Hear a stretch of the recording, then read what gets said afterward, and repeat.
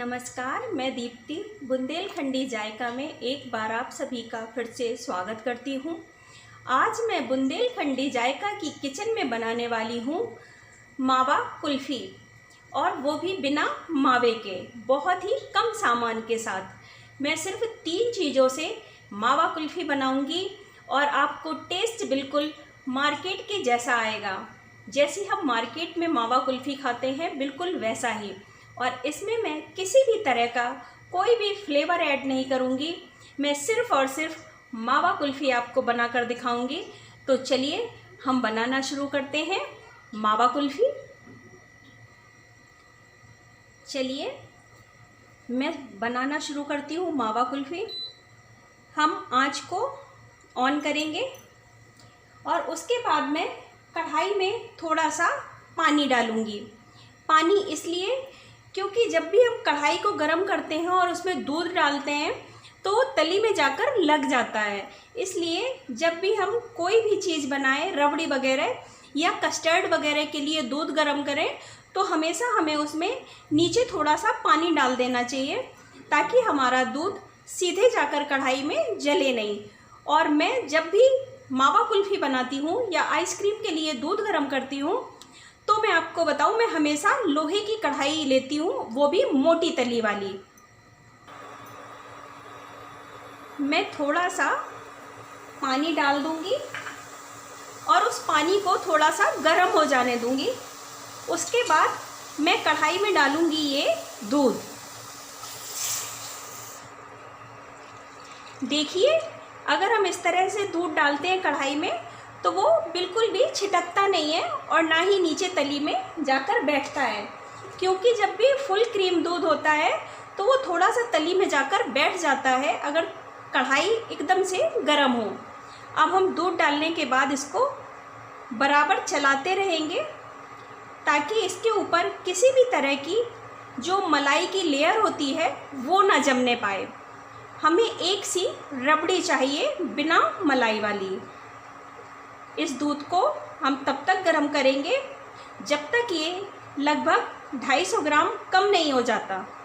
ये 1 लीटर दूध है, मैं इसको 250 ग्राम कम कर दूंगी इसी तरह से चलाते हुए। तो ये थोड़ा सा गाढ़ा हो जाएगा। हमें बहुत ज़्यादा गाढ़ा नहीं करना है, हमें बस इसको 25% कम कर देना है। दूध हमारा बहुत अच्छे से खौलने लगा है और हम इसको बराबर इसी तरह से चलाते रहेंगे। हमारे यहाँ बुंदेलखंड में इस तरह से जब कढ़ाई में दूध उबलने लगता है तो इसको बोलते हैं दूध खौलने लगा। अब मैं इसको ऐसे ही चलाती रहूँगी ताकि ये तली में लगे भी ना और इसके ऊपर मलाई की लेयर भी ना जमे। अगर आपके पास दूध की मात्रा कम हो, जैसे मैंने 1 लीटर दूध लिया है क्योंकि मुझे सिर्फ दूध की कुल्फ़ी बनानी है, और अगर आपके पास दूध कम है तो आप इसमें थोड़ा सा कस्टर्ड पाउडर भी मिला सकते हैं। 2 चम्मच कस्टर्ड पाउडर लें और दूध को गर्म करने के बाद उसमें आप मिला दें। लेकिन अगर आपको मावा कुल्फ़ी वाला ही स्वाद चाहिए तो आप कोशिश करें कि सिर्फ दूध की बनाएं। जिस तरह से मैं बना रही हूँ उसका टेस्ट कस्टर्ड पाउडर वाली कुल्फ़ी से अलग आएगा। लीजिए, इसको इसी तरह से गरम होते हुए लगभग 25 मिनट हो गए हैं और ये हमारा दूध 200 ग्राम तक कम हो गया है। देखिए, यहाँ किनारियों से आपको आइडिया लग जाएगा कि ये इतना कम हो गया है। अब इसमें मैं मिला दूँगी चीनी, और चीनी मिलाने के बाद भी हम इसको बराबर इसी तरह से चलाते रहेंगे, क्योंकि चीनी थोड़ा सा पानी छोड़ती है। तो इसे हम 7-8 मिनट तक और पका लेते हैं। ध्यान रखें, इसको इसी तरह से बराबर चलाते रहें। अगर हम चलाएंगे नहीं तो ऊपर जो मलाई की लेयर जम जाएगी वो कुल्फ़ी में अजीब सा टेस्ट देगी। जब हम कुल्फ़ी खाएंगे तो उसके रेसे रेसे से हमको लगेंगे और वो कुल्फ़ी में फिर मार्केट जैसा स्वाद नहीं आएगा। जिस तरह की मावा कुल्फ़ी हम बना रहे हैं उसमें हमें दूध को बराबर चलाते रहना है ताकि मलाई बिल्कुल भी ना जम पाए। देखिए इस दूध में खौलते खौलते कितना अच्छा रंग भी आ गया है। इसलिए हमें किसी भी तरह से फूड कलर मिलाने की कोई ज़रूरत नहीं है। जैसे हमें बिल्कुल ओरिजिनल मावा कुल्फ़ी चाहिए, ये बिल्कुल उसी कलर में धीमे धीमे आता जा रहा है। देख लीजिए, हमें मावा कुल्फ़ी बनाने के लिए बिल्कुल इस तरह का दूध चाहिए। ये बहुत ज़्यादा रबड़ी नहीं होना चाहिए, बहुत ज़्यादा रबड़ी है। हमें इसको बस अच्छे से गाढ़ा कर लेना है। चीनी भी अच्छे से घुल गई है। अब मैं आंच को बंद कर दूंगी और दूध को चलाते हुए ठंडा करूंगी।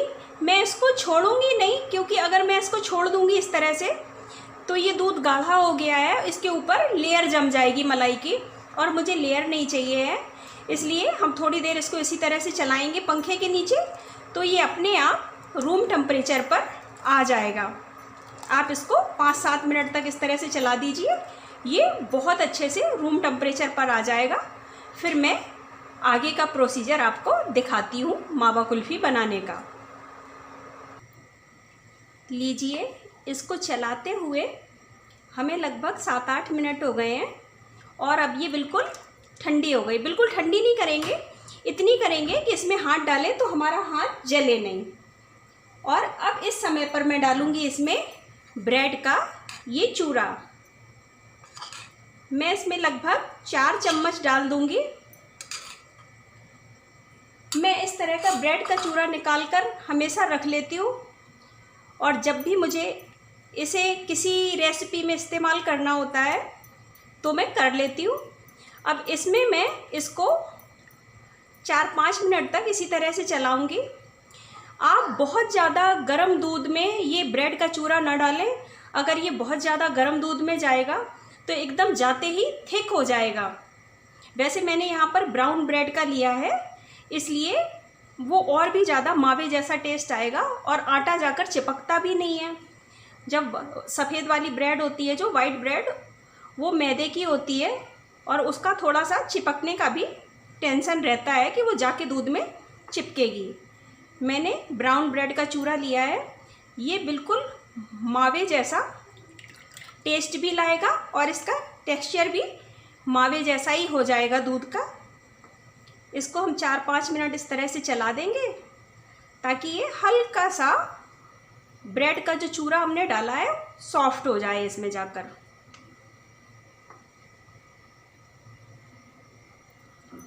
अब मैंने कढ़ाई से दूध को इस तरह के एक बाउल में निकाल लिया है। कढ़ाई को हम हटा देंगे और देखिए, मैं बराबर दूध को चलाती रही थी, इसलिए ज़रा सा भी दूध कढ़ाई में नीचे नहीं लगा है। अगर दूध लग जाता तो जो हम कुल्फ़ी बनाते हैं उसमें हल्की सी जलने की स्मेल आने लगती है और वो पूरे टेस्ट को ख़राब करती है। देखिए, 1 लीटर दूध बिल्कुल आधा लीटर हो गया है और इसमें जो हमने ब्रेड मिलाई है उसकी वजह से देखिए इसमें कितना अच्छा दरदरा सा फ्लेवर आ रहा है, जैसे हमने इसमें खोया मिलाया हो। और कलर भी बहुत अच्छा आया है क्योंकि ये प्योर दूध था, इसमें किसी तरह का कोई भी मैंने कस्टर्ड पाउडर वगैरह नहीं ऐड किया है, ये पूरा दूध है। अब मैं लूँगी इस तरह से अपनी आइसक्रीम की डिब्बियाँ और इन सभी में मैं ये बैटर अच्छे से भर दूँगी।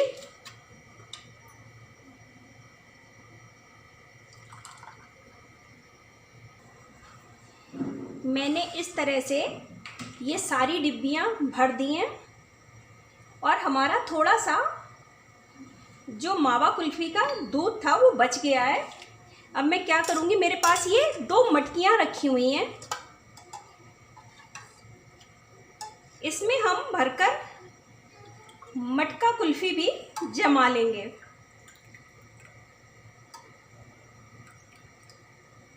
क्योंकि मटका कुल्फ़ी भी रबड़ी के साथ ही जमाई जाती है, जिसमें ढेर सारा खोया पड़ता है। इसलिए मेरा जो बैटर बचा है उससे मैं ये 2 मटका कुल्फ़ी भी जमा लूँगी। इसको रखते हैं साइड में और इनके ढक्कन हम बंद कर देंगे। लीजिए, अभी हमारी मावा कुल्फ़ी आधी बनी है, क्योंकि जब तक हम इसको फ्रीज़र में नहीं डालेंगे तब तक ये पूरी तरह से तैयार नहीं होगी। मैं इसको सारी रात के लिए फ्रीज़र में रख दूँगी और फिर सुबह आपको दिखाऊँगी कि ये कितनी अच्छी बनकर तैयार हुई है। वैसे तो आप इसको 8 से 10 घंटे रख दीजिए, ये जम जाएगी, पर थोड़ी सी इस समय गर्मियों का मौसम है और लाइट वगैरह चली जाती है, इसलिए मैं इसको सारी रात जमने के लिए छोड़ दूँगी फ्रिज में और सुबह आपको दिखाऊँगी ये कितनी अच्छे से तैयार हुई है। तो चलिए मैं इसे डाल देती हूँ फ्रीज़र में सेट होने के लिए। मैं जब भी आइसक्रीम जमाती हूँ फ्रिज में तो मैं ज़्यादातर एयर टाइट डिब्बे में रखती हूँ, जिसका मैं ऊपर से ढक्कन लगा सकूँ। और जो मैंने मावा कुल्फ़ी बनाई है उसके भी ऊपर से ढक्कन है सारे। लेकिन हम जो ये मटका कुल्फ़ी रखने वाले हैं इसके ऊपर कुछ भी हमें ढाँकने के लिए नहीं है। तो मैं क्या करूँगी, मैं इस तरह से ये जो फॉइल पेपर है वो लगा दूँगी, उसके बाद इसको फ्रीज़र में रखूँगी। क्योंकि अगर हम इसको फॉइल पेपर के बिना रख देंगे तो इसके ऊपर बर्फ़ की एक लेयर ऐसी जम जाएगी जो बिल्कुल भी अच्छी नहीं लगती है और हमारी कुल्फ़ी का टेस्ट भी बदल जाता है। तो चलिए मैंने इस तरह को फॉइल पेपर से इसको कवर कर दिया है और कल सुबह हम देखते हैं हमारी कुल्फ़ी कितने अच्छे से बनकर तैयार होती। लीजिए, मैंने कल रात में ये आइसक्रीम रखी थी और ये जमकर रेडी हो गई है मेरी मलाई मावा कुल्फ़ी। इसके ऊपर इस तरह से अगर सिल्वर फॉइल लगा देते हैं तो देखिए आइस की लेयर नहीं जमी है। जिस तरह से ये मटकी पर पूरा आइस जम गया है, पर इसके अंदर बिल्कुल भी आइस नहीं है। और अब मैं आपको कट करके दिखाऊंगी मेरी मावा कुल्फ़ी कितने अच्छे से जमकर रेडी हुई है, और वो भी बिना मावा के। ये देखिए, दानेदार बहुत ही अच्छी मावा कुल्फ़ी है। अगर आपको मेरी ये मावा कुल्फ़ी पसंद आए तो प्लीज़ आप इसको एक बार ट्राई ज़रूर कीजिएगा। और अगर मेरी ये बिना मावे की मावा कुल्फ़ी आपको पसंद आई है तो इसे लाइक कीजिए, और मेरे चैनल का नाम है बुंदेलखंडी जायका, तो प्लीज़ आप उसे सब्सक्राइब कीजिए। और लीजिए, मेरी मटकी मावा कुल्फ़ी बनकर तैयार हो गई है।